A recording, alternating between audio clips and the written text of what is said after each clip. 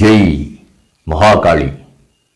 ஆனந்தம் இறைத்துவம் சீசன் 2 ஸ்ரீ ராமகிருஷ்ண பரமஹம்சம் பகுதி 4. ஆபதாய ச தர்மஸ்ய சர்வதர்மஸ்வரூபிணே அவதார வரிஷ்டாய ராமகிருஷ்ணாய தே நமஹ. ஏகம் சத் விப்ரா பௌதா வதந்தி. ஒன்றேயான உண்மை பரம்பொருளான கடவுளை அனுபூதியில் கண்டவர்கள் அவரவர்களின் அனுபவத்திற்கு ஏற்ப விளக்கி வருகின்றனர்.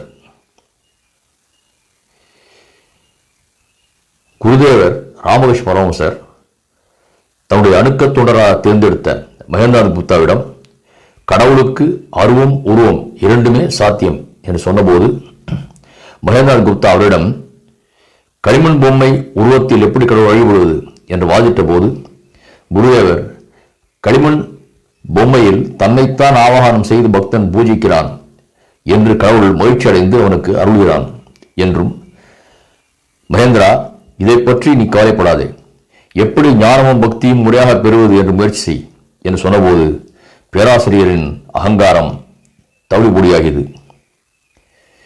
மகேந்திரா தன் மனத்துக்குள், இது சொல்வது சரிதானே, நான் பிறருக்கு போதிக்க வேண்டிய அவசியம் என்ன? நான் என்ன கடவுளை அறிந்தவனா அல்லது அவரிடம் எனக்கு பக்திதானம் இருக்கிறதா? தனக்கே படுக்க இடமில்லை, இது சந்திரனை வேறு கூப்பிடுகிறான் என்ற கதை போலவா உள்ளது? நான் கடவுளை கண்டதும் இல்லை, கேட்டதும் இல்லை. இதில் மற்றவர்களுக்கு அவரை புரிய வைக்க முயல்வது வெட்கக்கேடு. என்ன அற்ப புத்தி!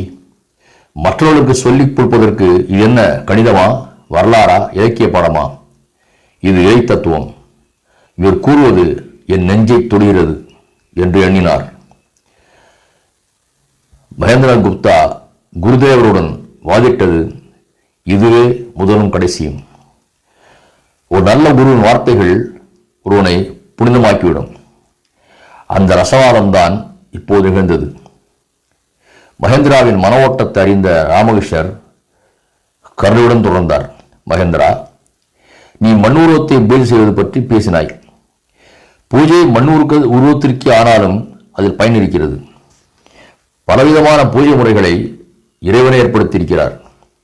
இந்த உலகம் யாருடையதோ அந்த ஆண்டவனை இவளையெல்லாம் மக்களின் தகுதிக்கு ஏற்ப அமைத்திருக்கிறார். ஸ்ரீ ராமகிருஷ்ணர் சாதாரண ஞானி அல்ல, சித்தரில் சித்தர், இறைத்தத்துவம் மற்றும் ஆன்மீக விஞ்ஞானி. அதனால்தான் அவர் ஆராய்ந்து உணர்ந்த உண்மைகளை, பலவித வழிபாடுகளை மக்களின் தகுதிக்கு ஏற்ப கடவுள் அமைத்திருக்கிறார் என்று பொட்டில் அடைந்தார் போல் கூறுகிறார். ஒரு தாயை போன்றவர் கடவுள். ஒரு தாய் தன் குழந்தைகளின் ஜீரண சக்திக்கு ஏற்ப உணவு சமைக்கிறாள் அல்லவா? அதுபோல ஒரு தாய்க்கு 5 குழந்தைகள். வீட்டில் மீன் கொண்டு வரப்பட்டுள்ளது. யாருடைய வயிற்றுக்கு சரியாக இருக்கும் என்பதற்கு ஏற்ப அதை அவள் பல வகைகளில் சமைக்கிறாள். ஒரு குழந்தைக்கு பிரியாணி, ஒருவனுக்கு குழம்பு, மற்றவனுக்கு கறி, வேறொருவனுக்கு வறுவல்.